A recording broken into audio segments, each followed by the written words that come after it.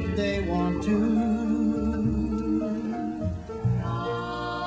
Talk don't bother me. I want the whole wide world to know. And welcome to Let Them Talk. I'm Paul DeRienzo. And I'm Miss Joanie. And our guest is award-winning reporter, New York man about town, Eric Williams. Welcome to the show, Eric. Welcome. Man about town. That's the first time anybody has ever called me that. But anyway, It's nice though, right? well, it's a little bit different. You know, I remember one of our colleagues from years ago who also won an award, none other than Robert Knight, who was called Man About Town on page 6 in the New York Post. I don't know if that's a bad omen or not, but that's not me anyway. But great to be here, Paul, and great to be here, Joanie. Right. It's your first visit to the show, and we're so happy to hear you. Now, Eric, you and I have worked together for many years, too many years to count. As a journalist together at WBAI, as colleagues, when you were a journalist at WLIB, and why don't you give folks some idea of your resume? What are the places just in New York City where you've worked? Well, I mean, certainly WBAI Pacifica Radio up here at 99.5 FM. This is my second stop, my second time around there. I've been over at, WOR, and then something called Metro Networks, not announcing the traffic and weather patterns around town. I don't speak fast enough to do that. But certainly I've been heard on WOR radio, and also I was for a number of years the New York correspondent for the American Urban Radio Networks, formerly the National Black Network. Now they are based in Pittsburgh, so I basically had a telephone relationship with them. And LIB. Yes, and WLIB, WBLS, and WLIB, the two inner-city broadcasting corporation You were their stations. City Hall reporter. Had been for quite a while. You had an office down there in Room 9, as they call it, right? Then Room Well, it was Room 9 extension in the basement, which was, of course, an old prison, the first prison cell in New York City, in what is now. Room? Yeah, certainly. Well, in the basement area, anyway. You know, that kind of thing. So, I mean, I've been through 3 mayors, the end of the Dinkins administration, all of Giuliani, and now Mayor Michael Bloomberg. Well, what do you think of Giuliani's run for president? It's going to be interesting whether or not his candidacy will play in such places such as Iowa. He's going to have trouble in the Deep South because it's sort of what the writer at the New York the Village Voice, Wayne Barrett, says, and that is that here's a guy who's had a rather questionable career here in New York City, and then that one shining moment of his, which was the September 11th, 2001. Yeah, it really looked like he was going down before that. He was going into a crashing and burning at that point, Right. and then of course in part his relationships, his strange family relationships, which aren't taken as lightly as they are maybe in France, and his that's one way of certainly putting it. That's for sure.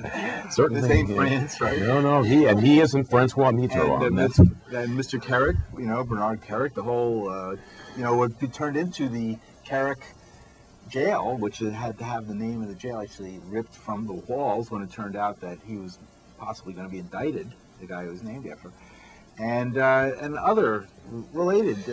It's tough. I don't think anybody has any mayor of New York City ever been elected president? Never. Although it seems to be like a one-stop job. Very few people who have risen to the level of mayor. I mean, and it's pretty tough. I mean, it Going really anywhere, is. much less. Yeah, exactly. It's been like a dead-end job. Absolutely. And for the most part. John Lindsay, I think, made the most heroic attempt to run, and now Mayor Bloomberg. Yeah, but he was too much scarred by the people out in Queens. John Lindsay, I'm talking about, when because the snows came, yes, he wasn't there with the plows. That's just it. They don't make that mistake anymore. No, they don't. And certainly, but it'll be interesting. I think Giuliani's successor, Michael Bloomberg, is a lot more interesting, at least locally, than Rudolph a little more of a Giuliani. personality. But we were talking. Let's go back. We're talking about Giuliani's shining moment, 9/11, and it was a time when both Eric Williams, you, and myself were at WBAI. We were in the studios. You were in the field, actually. We didn't know what was going to happen that day, and what started out as a beautiful sunny day, somewhat similar to the day. An election day, as a And matter it of was an fact. election day, and everybody Primary. we were all primed to cover the primary, and this all happened, and our lives changed forever. Ours and everyone in New York, and everyone probably in the entire United States, and If not the world. If not the world, definitely the Middle East. You were out there in the field, and we have a tape, and I just want to take an opportunity to play a recording of Eric's reporting that day. Okay. Well, as we set this up, basically this was just, I was standing on the corner of Gold and Fulton Streets in Lower Manhattan, which had like a clear shot, a clear view of Tower Number 2. And I just saw this building collapse. It was one of the most incredible moments of my life. We're going to go to that tape now. Let's go to the audio tape. I just witnessed the collapse of the World Trade Center building. I am standing at the South Street Seaport, which is a few blocks away from the World Trade Center. I saw one of the World Trade Center towers just collapse. Pandemonium, there's smoke, and there's dust everywhere. People are like running. One woman was screaming for her mother, who apparently works inside of the World Trade Center. As I look south, I cannot see Staten Island and what was normally a clear day here in New York City. You can see dust-covered cars everywhere, buses, the streets are logged. People are walking and going to the rivers. This is just a terrible scene out here with much fear, women crying, men crying, screaming, with one of the World Trade Center buildings down at this point. This is Eric Williams reporting from the South Street Seaport here in Lower Manhattan. Yeah, that certainly. Boy, that brings you right back, doesn't it? Someday. Yeah, one of the things was that I didn't say that I was one of the people covered in that dust as well. Well, do you think you've had any health repercussions from being in that? No doubt about it. There's no doubt about it. I mean, I would liken what happened to me that day. I'm not putting myself in the same category as Jacqueline Kennedy when she sat next to her husband with his brains blown out. But one could make an argument, and a pretty convincing one, I think, that maybe that day, November 22nd, 1963, might have taken 10 to 15 years off of Jacqueline Kennedy's life. Who knows how many... The moment. Yeah, the stress and the intensity of the moment. I mean, just the drama of the moment. It's pretty major. And I'm quite sure that, no doubt, 10 years of my life I may have lost 10 years off of my life that day. Well, we do have a phone number. We're live here in the studios. Our number is 212-757-1538.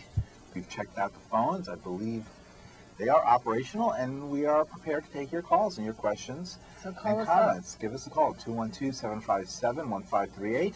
Eric Williams, who's a veteran journalist in New York City, he's covered every major story in New York City for at least 20 years, and we've worked together as colleagues for many of those years. And we're here Hard to to talk believe. about any issue in New York you might want to have Eric's insight into. Now, what And would you call the biggest story in New York City right now? What would you say is the At biggest this moment. local story?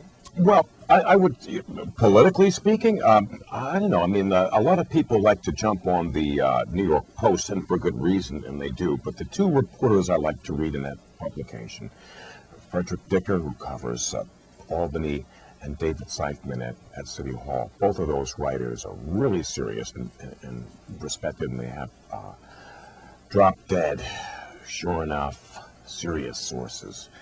And the big story that on the front page of today's New York Post is that of Michael Bloomberg thinking very seriously of running for governor. And I'd have to say, what I was going to say earlier about Michael Bloomberg was that here is a man, there hasn't been a politician like Michael Bloomberg in New York State, let alone New York City. Since the days of Nelson Rockefeller, one could make a good parallel with that, and I think that that's really true for the most part. Do you think that would have any effect on the Rockefeller drug laws, for example? Speaking of Nelson Rockefeller. More than likely, yeah, because We were just speaking with folks, and we heard one horror story that's being worked on right now of somebody who basically went to the post office to receive a FedEx package for somebody else, having no idea what was in it. And they had no way of plea bargaining. They refused to plead guilty because it wasn't theirs, the drugs that were in the package, and they received 15 years. It's really a hard shot to call, Joanie and Paul, as far as that whole thing goes. I mean, I've met Michael Bloomberg, and I'm in the Blue Room, not every day, but a couple of times a week. And the impression that I get when it comes to Michael Bloomberg, he really sees himself as a liberal Democrat, even though he's in there as a Republican, and most of the Republicans around the United States really see him in what they say, Republican in name only. Mm-hmm. I think that that's largely true. We were talking about Giuliani earlier. I think that will come into play as the presidential election season heats up. Well, how about how is New York going to approach Hillary versus Barack Obama? I mean, you have the power of balance over the fact that we have the first serious African American candidate for president. Well, but still, Barack Obama is not going to step into the state and really campaign because, not to take anything away from the fact that Hillary is a woman, but the fact of the matter is that if she were a man, and in the presidential process, the primary system, they have what you would call a favorite son candidate. She would be the favorite daughter candidate, if you will.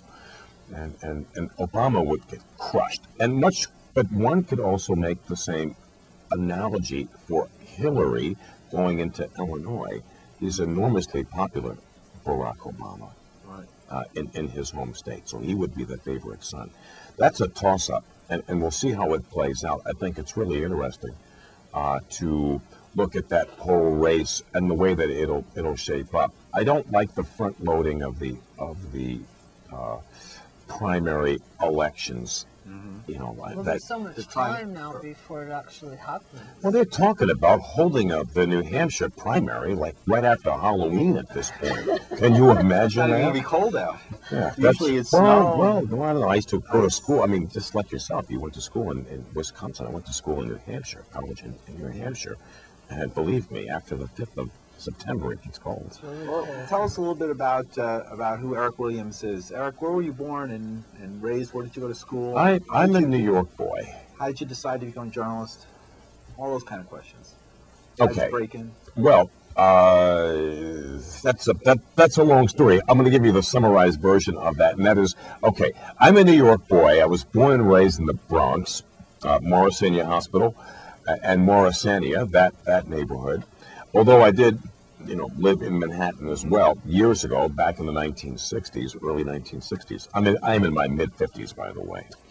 And but something about writing was just something that really appealed to me as a child, and thinking back, going all the way back to elementary school, grammar school, I've always been involved with like a school paper or a yearbook and that kind of thing. Oh, so your interest was sparked early. Yeah, a long time ago, as to how I actually got into it. Well, did you study journalism in college? Or? Later, well, no, not exactly. I had thought about it, but I went to like a hippy-dippy college, Franconia College in Franconia, New Hampshire, which doesn't exist anymore. But it was an experimental college in New Hampshire that gave me a full scholarship to attend, and I majored in English and minored in history and minored in film. I thought I would do something in film, but I didn't know exactly what it was that I wanted to do until I went to college.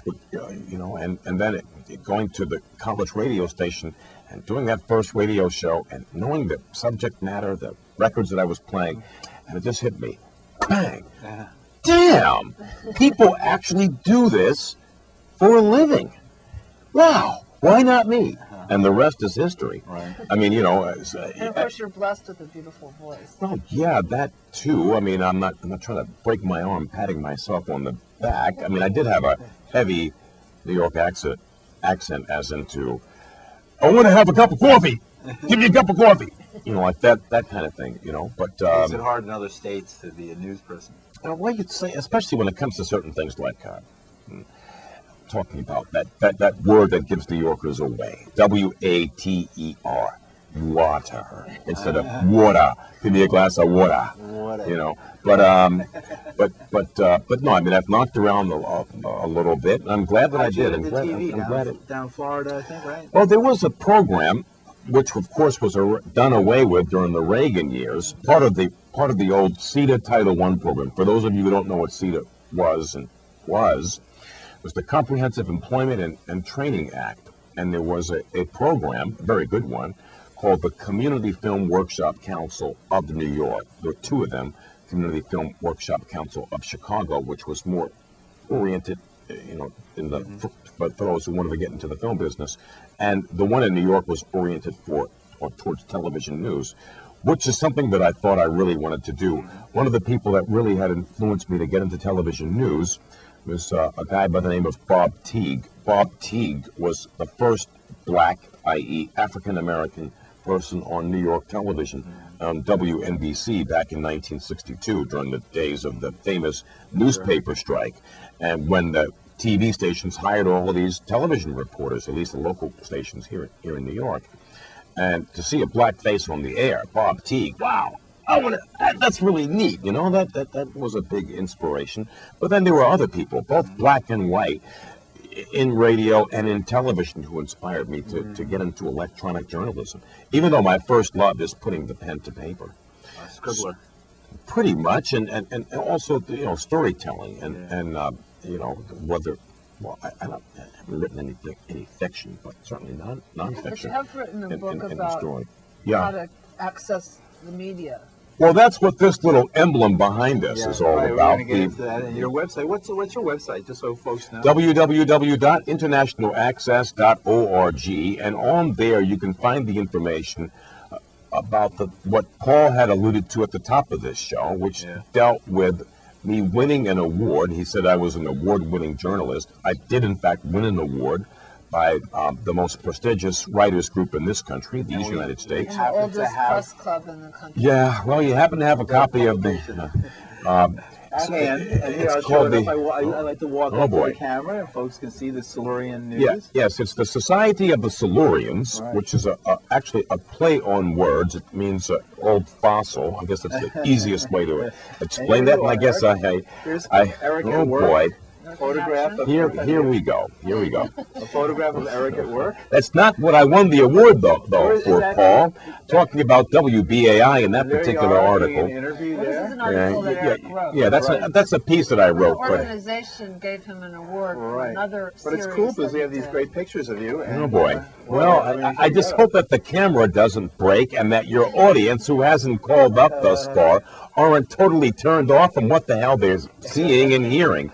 But what I won the award for was, in fact, an 8-part series on a rather serious subject called inflammatory breast cancer, which is a type of breast cancer that I didn't know anything at all about until I had visited Australia, where I have a friend who's afflicted with that particular illness, which is a largely unknown and highly aggressive form of breast cancer that really just kills a lot of women. It just really does. And my friend, I mean, usually once you are diagnosed, and for the most part, women are misdiagnosed with that disease, so they don't know what they have.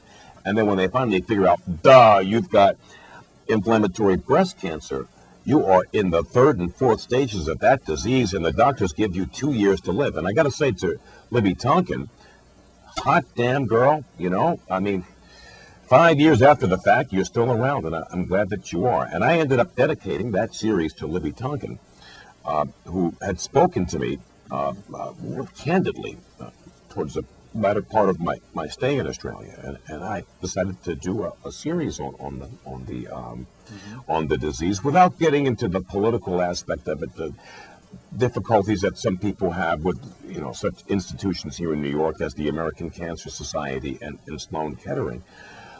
Because of the importance of getting the information out about the disease outweighs the political battles inside of the cancer communities, and there are many of them. So your series was more informative.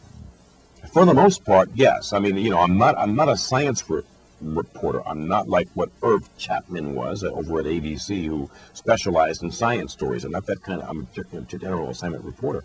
But it was for me satisfying and also a very sad series, man. It took a lot out of me. It practically killed me. I mean, and at the end of it, at the end of the 8-part series, a colleague of mine, a City Hall colleague of ours, Mary Gay Taylor, late of CBS television, I'm sorry, News Radio 880, the all-news CBS station here in New York, had passed away with breast cancer.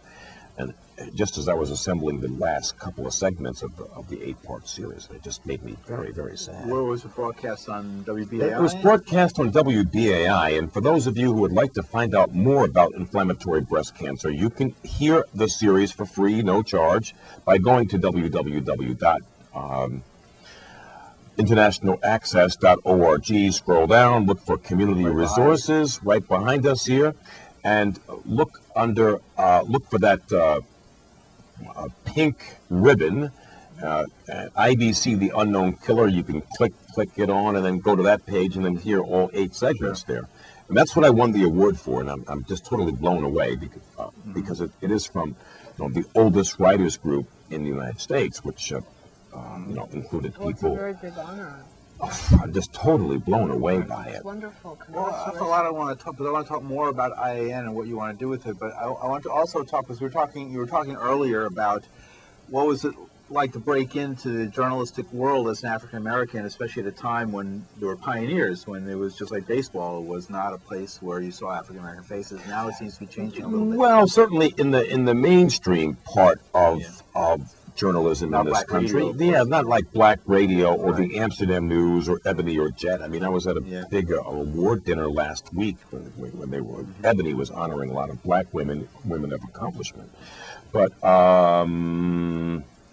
it was, I don't know. I mean, Paul and Joanie, to be perfectly honest with you, I was not of the age where they were literally grabbing Black men and women off of the street. That is the network television and radio stations, grabbing people off of the street for those jobs. I was a little bit too young for that, as a matter of fact.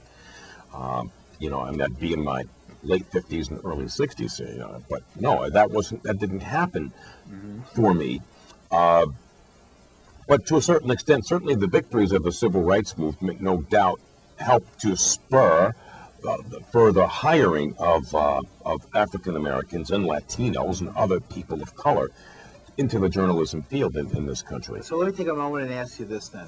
Because we only have a few more minutes, I want to jump right into it. What about this whole, as a radio person, the whole Don Imus controversy? I mean, you were listening to that. What do you think of that? And there's been others, but it was here in New York at WOR.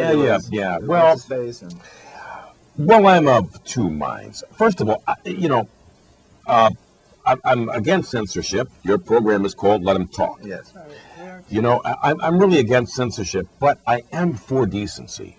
And one thing you don't do is go and insult people like that. Even an offhanded remark, nappy-headed hose. I mean, look, I'm a black man. One thing you don't do is insult a black woman, and especially about her hair. I mean, that's like totally, don't do that. Leave that one alone. Oh, dear. And the other thing, too, is that, one has to look at the impact this is going to have, certainly the backlash, which may be good, may be bad, on other radio programs, whether it's Opie and Anthony, whether it's the now rehired Bob Grant, who's back over there talking the same stuff he's been talking the last 30 years, now over at WOR, or the rap and hip hop entertainers. Right, what about? Why do you think that particular incident caused such a so much firestorm? attention because Don Imus had said a lot of pretty inflammatory things. before It was that, just so- it was just the wrong thing. I mean, he was a story. The Rutgers, like the Rutgers women's basketball team, a team that came out of nowhere and made it all the way to the finals. And doggone it, if they had won the championship, it would have been material for a Hollywood film, no doubt about it. And he was a guy who went. It might very well still be. Unfortunately, it has this taint because Imus said what he said. But anyway, that was material. I mean, that's an American story. That's a human story. People can really relate, going from worst to first, damn near. And here was a guy. Yeah, absolutely. Nobody gave these women a chance, and they. Doggone it, they not only made it to the Final Four, they made it to the Final Two. And here comes a boot in the face. And then nappy-headed hose. I mean, give me a break. Jeez. And that's what caused the firestorm. It's bad timing.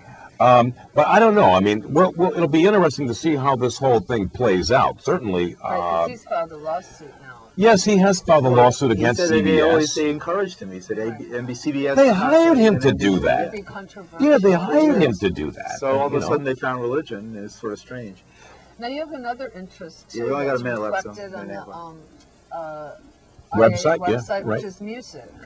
So can you tell us a little bit about the Well, area of music? I'm glad that you asked. I mean, right after I get the heck on out of here, I'm going over to the Iridium. I'm going to go and hear some jazz tonight. I'm interested in jazz. I'm interested in, Brazilian jazz and Brazilian bossa nova and international sounds.